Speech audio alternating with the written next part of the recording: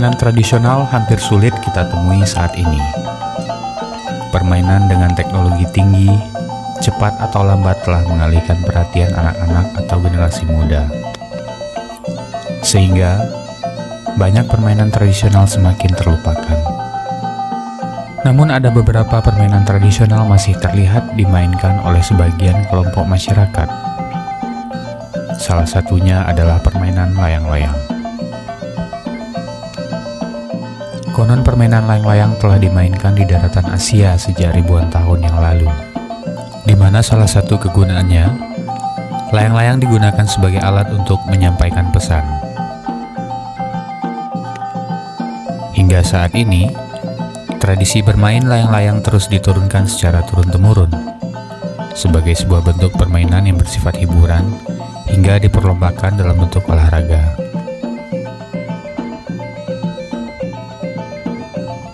Layang-layang dimainkan pada musim tertentu. Di Sumatera Barat biasanya permainan ini dilakukan setelah musim panen. Sementara itu, di Tanjung Uban, Kabupaten Bintan, Provinsi Kepulauan Riau, salah satu kelompok masyarakat masih memainkan permainan tradisional ini. Mereka adalah kelompok masyarakat perantau dari Padang Pariaman. Ketika petang hari tiba, selepas melakukan aktivitas keseharian, mereka berkumpul di tanah lapang. Anak-anak, orang tua, laki-laki dan perempuan datang ke tanah lapang, sekedar menghibur diri dengan bermain atau menonton layang-layang. Dalam permainan ini, strata dan usia dalam masyarakat tak terlihat, sehingga keakraban di antara mereka semakin erat. Karena permainan ini umumnya diturunkan secara turun-temurun, maka secara tidak langsung akan menyegarkan kembali kenangan mereka kepada kampung halaman pada masa lalu atau masa kecil si pemain layang-layang tersebut. Nama saya Mardianis, panggilnya Anis, umur 55 tahun. Saya bikin layang-layang dari umur 8 tahun. Yang ngajarkan orang tua. Di sini tapi gampang-gampang susah. Bambu yang bagus itu bagus, yang tua betul-betul tua, yang mudah kering betul-betul tua lah. Itu yang bagus. Jangan yang muda. Kalau yang muda dia cepat lapuk. Ya, kalau yang tua tuh buat deh. Bisa tahan 3 tahun 4 tahun.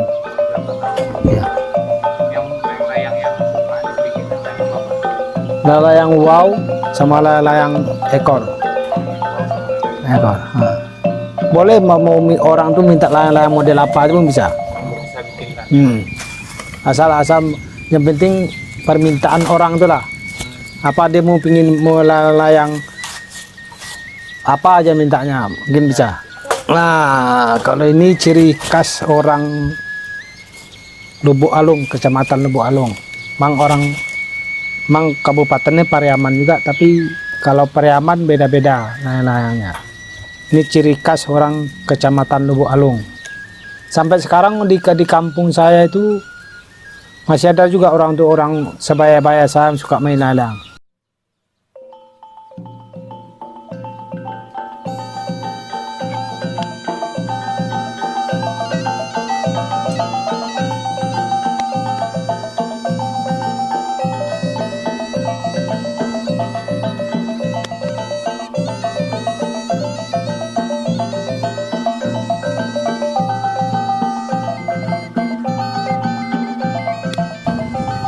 Sedikit para orang tua mengajak anak-anak mereka ikut serta bermain bersama.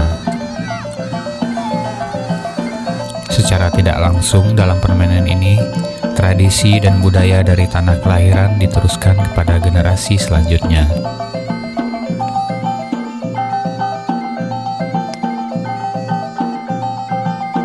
Dibanding permainan modern, permainan tradisional diyakini mampu melatih motorik dan meningkatkan kreativitas anak,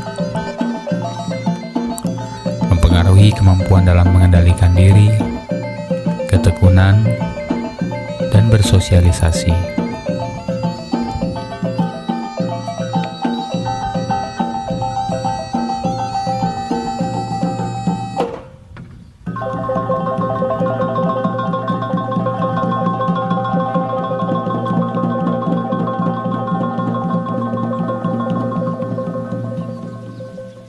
Permainan layang-layang ini yang pertama menghibur, ya, menghibur sebagai hiburan dalam rangka juga menghidupkan permainan tradisional.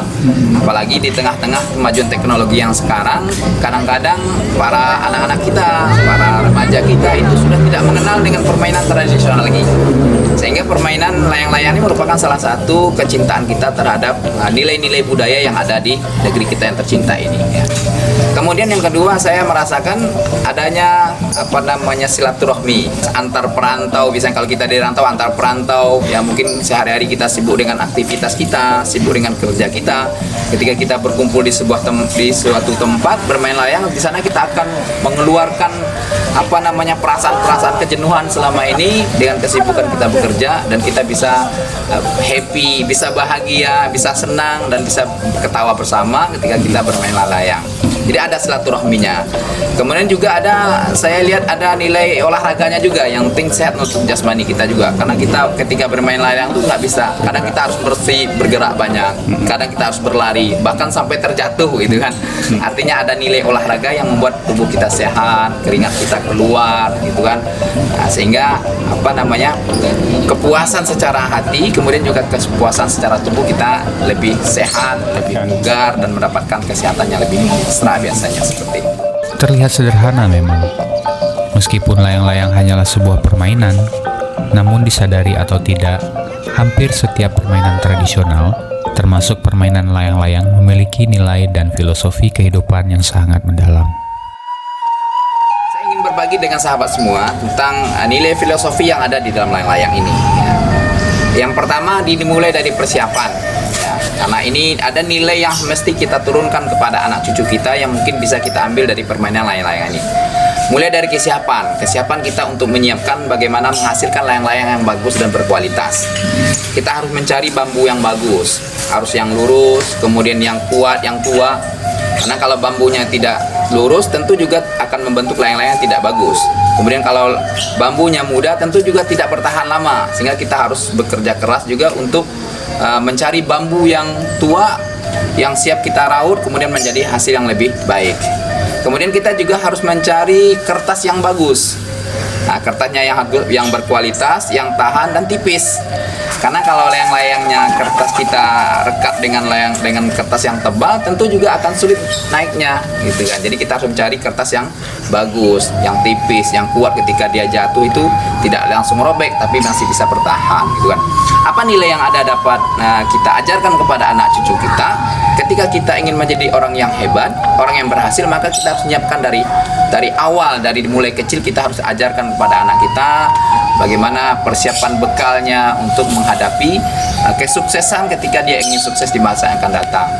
Kesiapan secara mental, kesiapan secara spiritual, kesiapan secara keilmuannya, itu harus kita siapkan dan kita bekali anak-anak cucu kita ketika kita ingin menjadikan anak-anak kita menjadi anak yang luar biasa ke depannya. Yang kedua, filosofi yang saya lihat yang dapat saya ambil dari permainan layang-layang ini, bahwasanya adanya keseimbangan, ya, ada keseimbangan karena antar layang-layang itu harus seimbang antara sayap kanannya dengan sayap kirinya. Ya, ketika sayap kanannya lebih berat daripada sayap kirinya atau sebaliknya, maka layang-layang kita itu tidak bisa naik karena dia akan berputar-putar saja, gitu kan. Maka sulit, artinya layang-layang kita tidak akan bisa mencapai ketinggian ketika tidak seimbang. Artinya apa? Di sini ada keseimbangan antara kehidupan dunia dan akhirat. Ya. Kita tidak bisa hanya mengerjakan cuma kepentingan dunia saja, kemudian kita meninggalkan akhirat, atau kita mengerjakan akhirat saja kemudian kita meninggalkan dunia. Tidak bisa. Maka dalam kehidupan kita sebagai manusia, kita harus seimbangkan antara kehidupan dunia dengan kehidupan akhirat, sehingga terjadilah keseimbangan dalam kehidupan kita untuk mencapai kesuksesan di dunia dan di akhirat nantinya. Ya.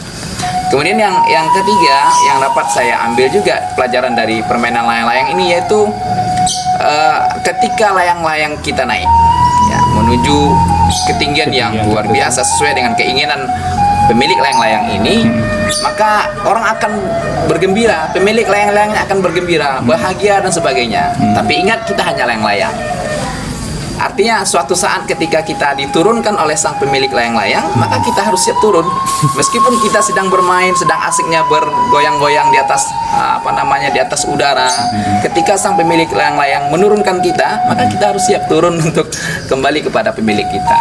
Ini maknanya bahwasanya di atas kesuksesan kita, ketika kita hidup di dunia ini, kita mencapai kesuksesan, kebahagiaan atau keberhasilan yang luar biasa, ketika sang pemilik kita untuk menyuruh kita atau memanggil kita untuk kembali kepadanya, kita harus siap dengan konsekuensi yang sudah kita capai itu, menurunkan kita. Sama dengan kehidupan manusia. Ketika seseorang mencapai sebuah keberhasilan, sebuah kesuksesan, maka suatu saat kita harus siap juga diturunkan atau kembali kepada Sang yang menciptakan kita, yaitu Allah Subhanahu wa Ta'ala. Sehingga layang-layang mengajarkan kepada kita bahwasanya nggak ada gunanya kita membanggakan jabatan, nggak ada gunanya kita membanggakan keberhasilan, nggak ada gunanya kita membanggakan ketika kita berada di atas sebuah kesuksesan, karena akhir dari segala perjalanan kita itu adalah kita akan kembali kepada yang pemilik kita, yaitu Allah Subhanahu wa Ta'ala. Tentu sebuah permainan tradisional itu penuh dengan makna, penuh dengan nilai-nilai yang bisa kita ambil, dan tentunya kita bisa dapat jalankan dalam kehidupan kita, menjadi inspirasi bagi kita. Sehingga bukan hanya sekedar permainan, tapi kita bisa mengambil pelajaran, kemudian inspirasi buat kita bagaimana kita mengarungi kehidupan kita yang di dunia ini. Seperti itu.